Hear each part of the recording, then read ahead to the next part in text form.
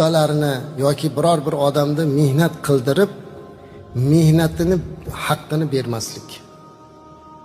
Bu narsa ko'p ba'zilar.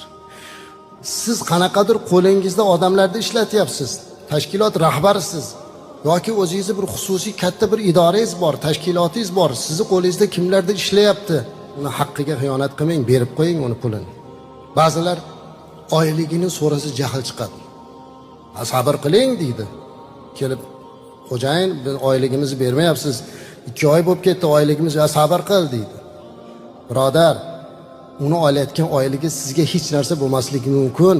Siz yeganingiz oldingizda, yemaganingiz ketingizda hamma yo'q, lekin u bechora butun oilasi bilan shu oylikka qarab o'tiribdi.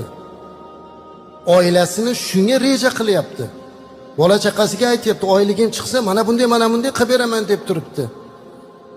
Mana bu ishchini, haqdorni haqqini yeyish bo'ladi. Bu narsadan hazırlash kerak emas. Uyida ustani ishlatib bermaslik. Bahona. Hamma yo'g'ini zo'r qiladi. Bitta illatni izlab yurib topib oladi. Mana bu joyini noto'g'ri qilsan-ku deydi, badbaxt deydi. Bor yo'qol bermayman deydi. Ungacha ko'rgan o'sha narsani, o'zi shuni kutgan, qachon shu bitta joyda xato qilib qo'ysa, pul bermasa. Mayli. U peshona terini haqqini Alloh beradi. Xudo sizga xor qilmasin. Lekin birodar, birovni haqqi teshib chiqadi. Bu dunyoda ham, u dunyoda ham. Bu hazillashadigan narsa emas bu.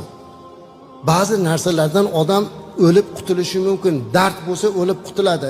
O'ldi, qutuldi ya, shu juda kasal edi bechora, Alloh shifo bersin.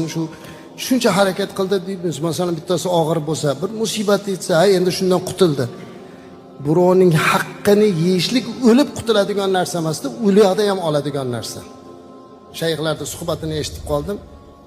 Aytayaptilarki, masalan, hozir mana supermarket, katta gipermarketlarga kirganimizda hammamizda qo'limizda kartamiz bo'ladi, olamizda haliginga bir urasiz, haqqingizni olib qo'yadi.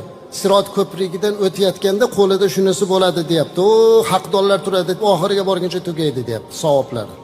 Hech narsa qolmaydi. Bu dunyoda bermagan narsangizni u dunyoda baribir oladi. Zulm yomon narsa azizlar.